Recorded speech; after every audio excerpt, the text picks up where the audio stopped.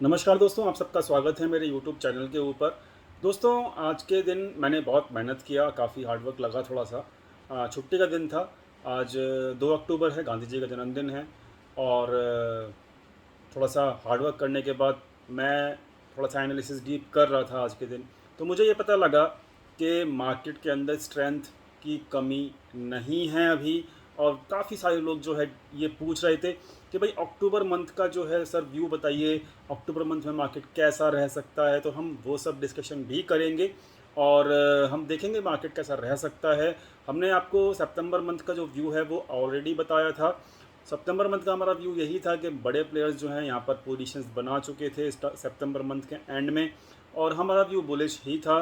हम हर महीने के स्टार्टिंग में जो आपको व्यू देते हैं उसकी जो प्रिडिक्शन है डाटा पॉइंट्स के बेसिस के ऊपर होती है, लॉजिकल बेसिस के ऊपर होती है, जो हमारे लॉजिक्स होते हैं, प्लस मार्केट का जो सिनारियो होता है डाटा पॉइंट्स के बेसिस के ऊपर, जो बड़े प्लेयर चाहते हैं उनका इंटेंशन क्या होता है, उन सब चीज़ों के बेसिस के ऊपर होते हैं। मतलब हम बहुत सारे फैक्टर्स को देखते हैं जब भी हम ये प्रिडिक्शन करने की कोशिश करते हैं।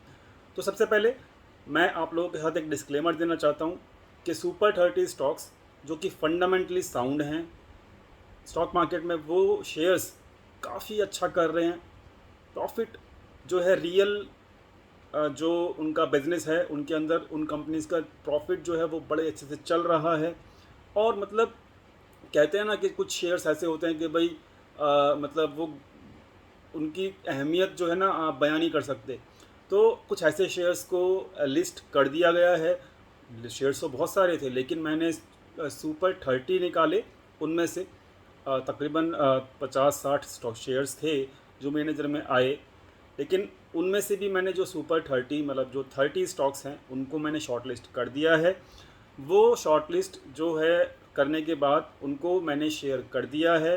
शेयर कहाँ किया है? नेवर एंडिंग पोर्टफोलियो मेंबर्स जो हैं उनके साथ वो शेयर हो चुका है। वो शेयर्स जो हैं उनके अंदर पर्सनली कुछ के अंदर मेरी होल्डिंग्स हैं, कुछ के अंदर मैं ऑलरेडी होल्डिंग क्या कहते हैं मतलब मैंने किया हुआ है, और कुछ के अंदर मैं करने वाला हूँ।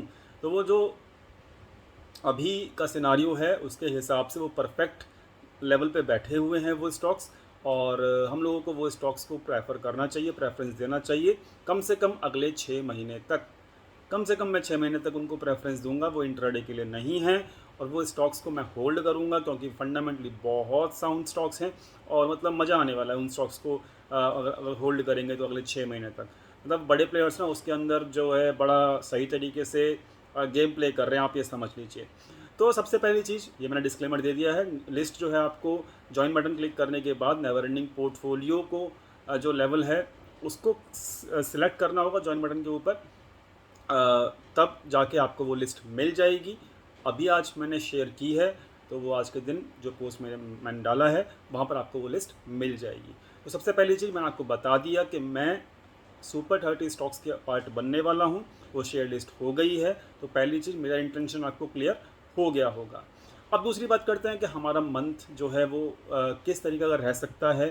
सितंबर मंथ ऑलरेडी डिस्कस किया गया था कि भाई बड़ा अच्छा रहने वाला है, और देखा भी आपने कि कितने अच्छे रैली, तकरीबन 1500 पॉइंट की रैली जो है, मतलब ओवरऑल तो नहीं मैं बोलूँगा, अराउंड 1500 पॉइंट की रैली जो है वो आपको मिली from the low to the bottom in the month of September. Now come to the October. So October is a month of earning. ध्यान से समझिएगा, लॉजिक समझिएगा, फिर आप उसको जज कीजिएगा। इस लॉजिक के बेसिस के ऊपर अपना दिमाग लगाइएगा।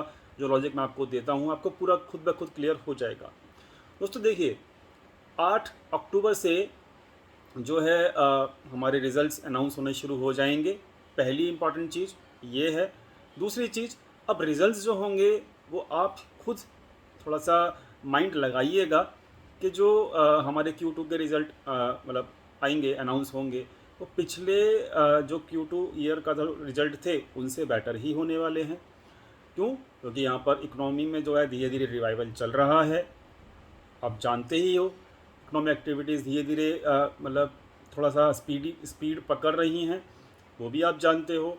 और जो कंपनीज़ के रिज़ल्ट हैं वो मुझे तो ये पर्सनली लगता है कि जो पिछले Q2 के अंदर जो सिचुएशंस थी वो अब बहुत सारी सिचुएशन अब आप समझ लीजिए नॉर्मल हो चुकी हैं।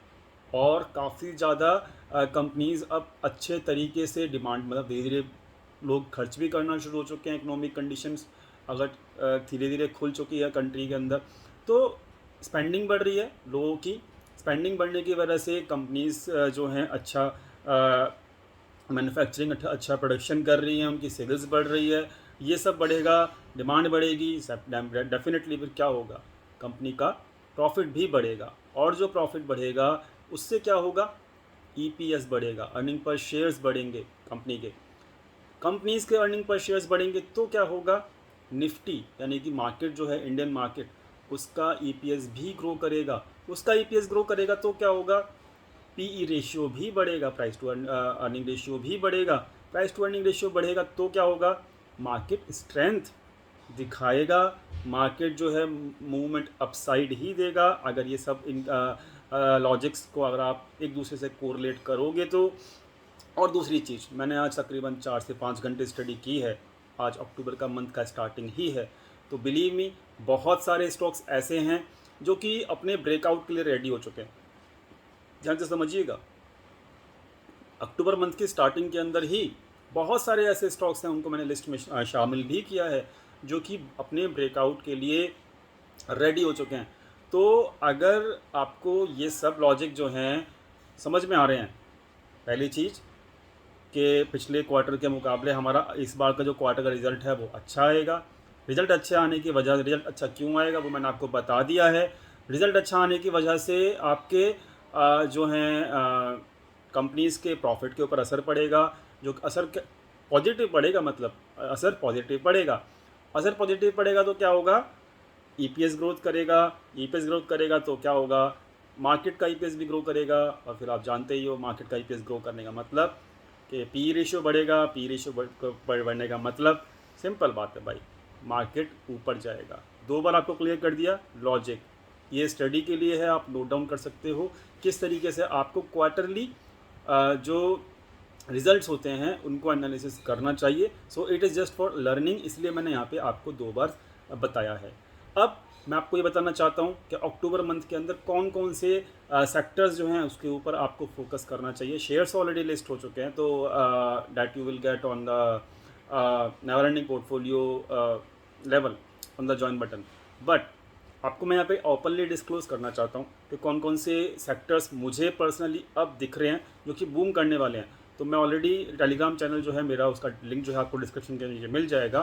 तो सिंपल सी बात है भाई कि वो उसमें मैंने आपको सिंपल लिखा हुआ है कि भाई फार्मा सेक्टर अच्छा करने वाला है, फार्मा सेक्टर अच्छा करने वाला है, ठीक है। फार्मा एंड हेल्थ केयर अच्छा करने वाला है। स्टील सेक्टर, स्टील सेक्टर अब दोबारा रिवाइव करने वाला है। स्टील सेक्टर दोबारा रिवाइव करने वाला है। NBFCs, NBFCs non banking financials companies, ठीक है। आप उसमें देखोगे कि भैया डिमांड देखे क्यों क्यों एनबीएफसी, इसके जो चार्ट पैटर्न है, जो उसका वॉल्यूम है, मतलब आपको मैं पहले ही क्लियर कर देता हूँ कि वो सब कुछ क्लियर कर रहा है, सब कुछ बयां कर रहा है कि भाई उनके शेयर्स प्राइस बढ़ने वाले हैं, ठीक है। तो एनबीएफसी जो शेयर्स हैं उनके ऊपर फोकस रखिए, उस सेक्टर पर फोकस रखिए। अब क्यों बढ़ने वाला है एनबीएफसी का, थोड़ा लिंक करिए, क्योंकि अब दिवाली सीज़न आने वाला है। दिवाली सीज़न में जो होता है जो मतलब एनबीएफसीज क्या करते हैं, फाइनेंस का काम करते हैं। कुछ भी आप सामान लेने जाइए, मोबाइल लेने जाइए, इलेक्ट्रॉनिक एलईडी लेने जाइए, कुछ भी थोड़ा बहुत मतलब जो 40-50 हज़ार रुपये तक का आराम से फाइनेंस आपको मिल जाता है। एनबीएफसीज कंपनी यही काम करती हैं। और डिमांड बढ़ेगी तो इनका बिजनेस ग्रो करेगा। इस चीज़ का इंडिकेशन आपको मतलब मिल जाएगा जब आप उनके एनबीएफसीज के कंपनीज़ के शेयर्स को मतलब देखोगे तो, ठीक है। तो मतलब ये आपको मिलेगा। ऑटो सेक्टर के अंदर जो मुझे पर्सनली फील हो रहा है देखने के बाद कि ना, बाइक सेक्टर जो है ना, बाइक के जो ऑटो सेक्टर के अंदर जो बाइक सेक्टर है वो अच्छा करेगा, ठीक है। गाड़ियों का थोड़ा सा मुझे अभी चार्ट पैटर्न और जो डाटा पॉइंट है गाड़ियों वाला वो अच्छा नहीं लग रहा, लेकिन जो बाइक्स की जो सेल करती है कंपनियां ऑटो सेक्टर पे, उनको फोकस करना, ठीक है। पावर सेक्टर डिमांड बढ़ रही है, रेगुलरली एक लॉन्ग टर्म तक आप पावर सेक्टर को होल्ड कर सकते हो, ठीक है। तो ये 4 से 5 सेक्टर के अंदर आपको अच्छे शेयर्स ढूंढने होंगे। बाकी मैंने तो ऑलरेडी ढूंढ लिए हैं, आप लोगों को नहीं ढूंढने तो भैया काम नहीं करना, कठिन काम लग रहा है आपको ये सब करना, तो सिंपल सी बात है भाई, मैंने तो ये काम कर दिया है आप लोगों के लिए, सहूलियत के लिए, लेकिन that I will not discuss in the open forum. ठीक है, वो आपको ज्वाइन बटन में मिल जाएगा एंड यू कैन एंड मैंने भी अपनी जो है वो स्ट्रेटजी आपको बता दिया उन सुपर 30 शेयर्स में। तो दोस्तों ये थोड़ा सा लॉजिक है जो मैंने आपको डिस्क्लोज़ कर दिया। कुछ सेक्टर्स हैं जो मैं देखना चाहता हूँ कि भाई अक्टूबर में बढ़ें, और अक्टूबर में डिमांड डेफिनेटली बढ़ने वाली है, फेस्टिव सीज़न आने वाला है, तो सब बड़े प्लेयर्स जो हैं रेडी हो चुके हैं। मनी फ्लो जो है, मनी फ्लो जो है ना मार्केट का पॉजिटिव ही चल रहा है, उसमें कहीं कोई गिरावट नहीं आई, पॉजिटिव चल रहा है। और एक बात और कि बड़े प्लेयर्स जो है ना वो आपको मतलब मार्केट में बेरिश बना के ना, मतलब ये समझ लीजिए कि वो आपको धोखा दे देंगे। बेरिश मत होना, आपको डराएंगे, लोअर लेवल्स के ऊपर मार्केट को लेकर जाएंगे, और मतलब क्या होगा ना कि वो आपको ना पूरा बेरिश कहते हैं मतलब माहौल क्रिएट कर सकते हैं कम से कम 5 या 6 तारीख तक, ये समझ लो आप। अगर करना चाहें तो मतलब ज़रूरी नहीं है कि 5 या 6 तारीख तक वो लेकर ही आएँ। पोजीशंस उनकी अच्छी हैं, अच्छी हो चुकी हैं, मतलब धीरे धीरे अच्छी बन रही है उनकी पोजीशंस। ठीक है, इंडेक्स की मैं बात कर रहा हूँ आपके लिए ओपनली। तो यहाँ पर उनकी जो पोजीशंस है वो अच्छी हैं, लेकिन उन पोजीशंस को ग्रो करने के लिए, उन पोजीशंस को और भी बेटर करने के लिए हो सकता है थोड़ा सा परेशान करें आप लोगों को। तो भाई मेरी रिक्वेस्ट तो यही रहेगी कि भाई मैं तो मंथ एंड में मैं तो पहली बात तो ये है कि मंथ एंड के अंदर सबको मैं एडवाइस करता हूँ ओपन टेलीग्राम चैनल के ऊपर, यूट्यूब चैनल के ऊपर, सबको ये बोल रखा है अभी से पहले से ही कि अक्टूबर के मंथ एंड में काम करो। पहली चीज़ तो ये, अगर आपको एक दो दिन मार्केट शांत भी मिले तो घबराना मत, क्योंकि होने क्या वाला है वो आपको और मतलब अंदाज़ा भी नहीं है कि क्या होने वाला है। ठीक है, इशारा मैंने आपको क्लियरली कर दिया।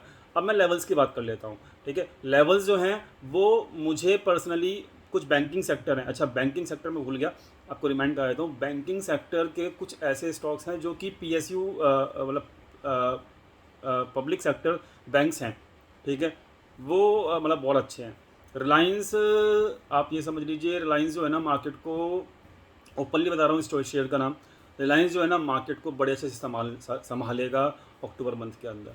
ठीक है, रिलायंस जो है वो चीता है, और जब चीता भागता है ना तो समझ के चलो कि मार्केट का क्या हाल होता है। तो रिलायंस अच्छे से मतलब मार्केट को संभालेगा। मैं रिलायंस के अंदर कोई रिकमेंडेशन नहीं दे रहा हूँ आपको, लेकिन मैं संभालने की बात कर रहा हूँ कि मार्केट को संभालेगा कौन, रिलायंस संभालेगा।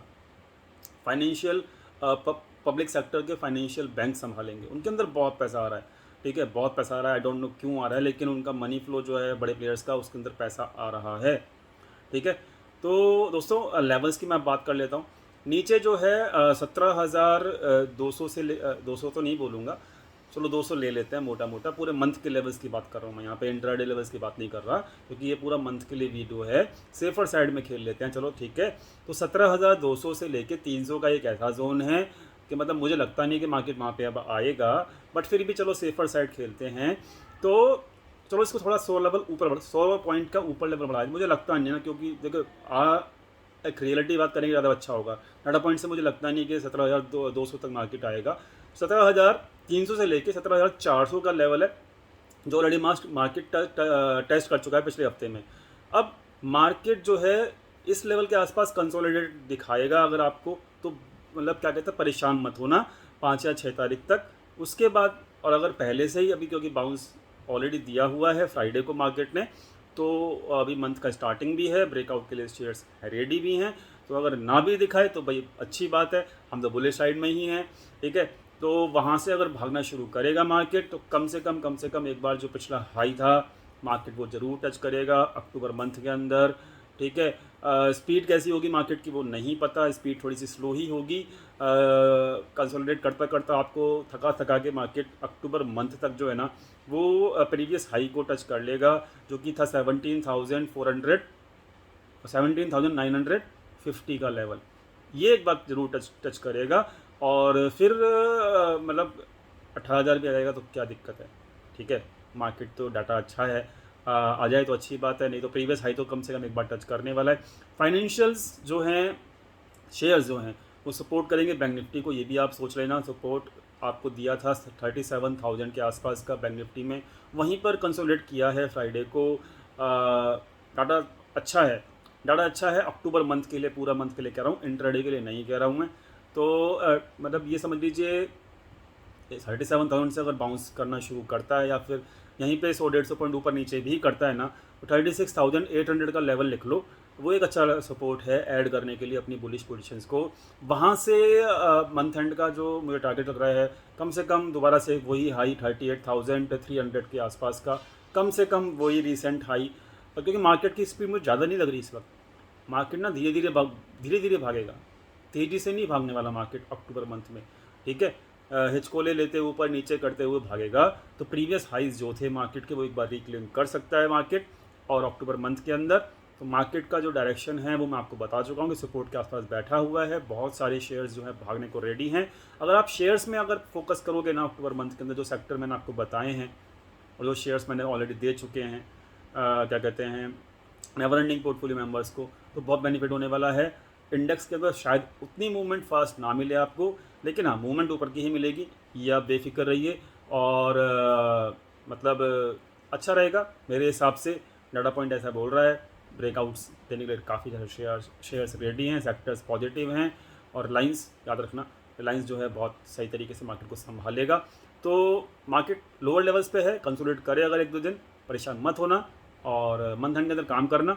बाकी डाटा पॉजिटिव है, ट्रेंड पॉजिटिव है, नीचे का कोई ट्रेंड नहीं है, कोई क्रैश नहीं आने वाला। और लेट्स सी क्या होता है। यही उम्मीद के साथ कि मार्केट पॉजिटिव रहेगा और बड़े प्लेयर थोड़ा सा मार्केट में डिमांड बढ़ेगी फेस्टिव सीजन की वजह से, तो बड़े प्लेयर्स का फ़ायदा उठाएंगे, तो आपको भी बेनिफिट मिले। इसी उम्मीद के साथ दोस्तों मैं वीडियो क्लोज़ करता हूँ। वीडियो पसंद आए तो प्लीज़ लाइक कीजिएगा, दोस्तों के साथ शेयर कीजिएगा, चैनल को सब्सक्राइब करना मत भूलिएगा, और जॉइन बटन को अगर चाहें क्लिक करना कीजिएगा। मेरा इन्विटेशन नहीं है, कोई ज़बरदस्ती नहीं है, आपको फ़ायदा मिले, आपको लगे ज्वाइन करना चाहिए तभी कीजिएगा, otherwise it is your wish. And मिलते हैं कल अपने वीडियो एनालिसिस के अंदर, जो कि आपको मिलेगा कि भाई मंडे को क्या होने वाला है। और बाकी मेंबर्स ओनली वीडियो भी कल ही पोस्ट होगी। So let's move on ahead and all the best to all of you. Thank you so much for watching this.